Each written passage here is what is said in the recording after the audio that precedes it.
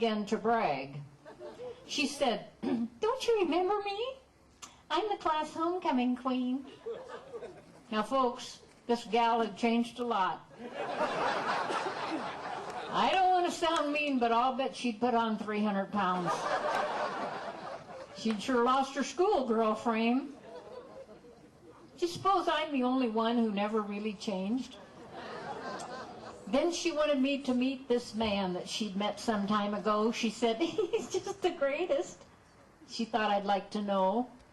She said she met this feller line dancing in a pub, and then said, "You know, the social thing nowadays is to join a good dance club." And then she wanted me to meet him. So she hollered at this guy, and I stood there flabbergasted. And I'll tell you the reason why. He wore a great big cowboy hat with a big thick feather band, had pins stuck all over the front of it that matched the rings on his white pudgy hands. He wore about the wildest shirt I think I'd ever seen. And he had his name embroidered on his polyester jeans. Oh, and his jeans were neatly tucked inside these high-topped, high-heeled boots. You might not catch this line now. He looked like Bill Clinton wearing one of little Jimmy Dickens suits. Oh, and there was something shining brightly beneath his belly fat. It was a great big huge belt buckle. Looked like he'd made out of a new hubcap. But the thing that really got me as I chatted with this pair was when she told me what he did, as if I really cared. She said, "My man's a cowboy. I guess it really shows." And then she asked me what my husband did.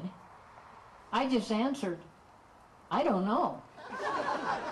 But I know now what a cowboy is, and as I look out there, I see a bunch of imposters, you fellers in those chairs. You dress just like my husband. And I know some of you are ranchers too, but I know that you're not cowboys because you don't dress the way they do.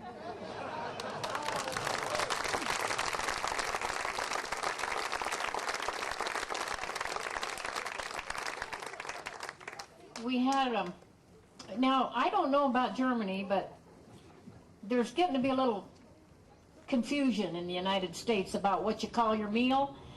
At the ranch we call it breakfast, dinner, and supper, but in town it's not that way, and I wrote a poem about it. It's called Mealtime. In this world of mass confusion and many changes in the land, the terms that's used at mealtime can be hard to understand. Because out there in the country, what we call the food that's served is not exactly what it's called by a city person's words. Now, in the morning, I cook breakfast, but in town they call it brunch. At noon, what I call dinner, the city gals call lunch. Now, when women in the country have to serve the fellers lunch, it's usually cake and cookies and sometimes for a bunch. Our lunch is served with coffee about 10 or 3 o'clock, unless you're driving cattle and then you pack it in a box. Now, our dinner's served at nighttime, but in town it's served at noon, and in the country that's called dinner. Are you getting this all right? I got that messed up.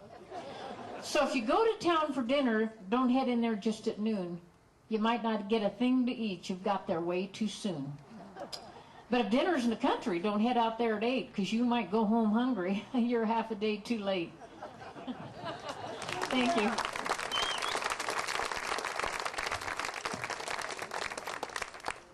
Now, you've all heard about, well, I know you've all heard about the wildfires they're having here. We're having them back home too, and we're very dry. And the same thing happened about 3 years ago. And I was home alone, and it was a hot August day, and a phone call came. It was the sheriff's office in Winter, South Dakota, which is 30 miles from our ranch. It's our closest fire department. And they said there was a bad prairie fire south of our ranch, and they needed help. And so to make a long story short, I got in a pickup loaded with firefighting equipment, and I went down there, and I spent 7 hours on the gunny sack crew. And there was other ranch women there, and what the gunny sack crew is, you take wet gunny sacks, you have cream cans filled with water, and you soak them in the water, and you go put out spot fires behind the big wall of fire. The fire trucks are taking care of that, and we have to, because cow chips and bunches of grass keep burning, and you got to put them out. Well, I come home and I was filthy dirty, and I was tired, and I was crabby and thirsty and hot and hungry. And I went over to the television and turned it on to see if there was any chance of rain in the forecast. And guess who was on TV? Martha Stewart. Now, do you know who she is? Well, you know, needless to say, sometimes you compare your life with them and you think they don't have a clue. And that's what I was thinking when I was watching her show how to properly iron table linens. And as tired as I was, I wrote a poem about her before I went to bed that night. And I got coerced into giving it tonight. And by the way, it is the #1 requested poem in the United States today. I feel quite honored. That come out in the Western Music Association magazine. What would Martha do? Martha's making millions showing people how to cook with her syndicated TV show, her magazines and books. But she don't know a darn bit more than gals like me and you, but we don't get a nickel for the many things we do. It never seems to matter when her hair gets in her eyes. She just pulls it back and then commences making cakes and pies. She licks the batter off her fingers right there on TV. And why she's getting paid for it sure beats the likes of me. I wonder if she'd fare so well if she lived on a ranch, and what she'd use to get manure off of boots and pants. And when she's plumb exhausted and she has to feed a crew, I sometimes stop and wonder, what would Martha do? When hubby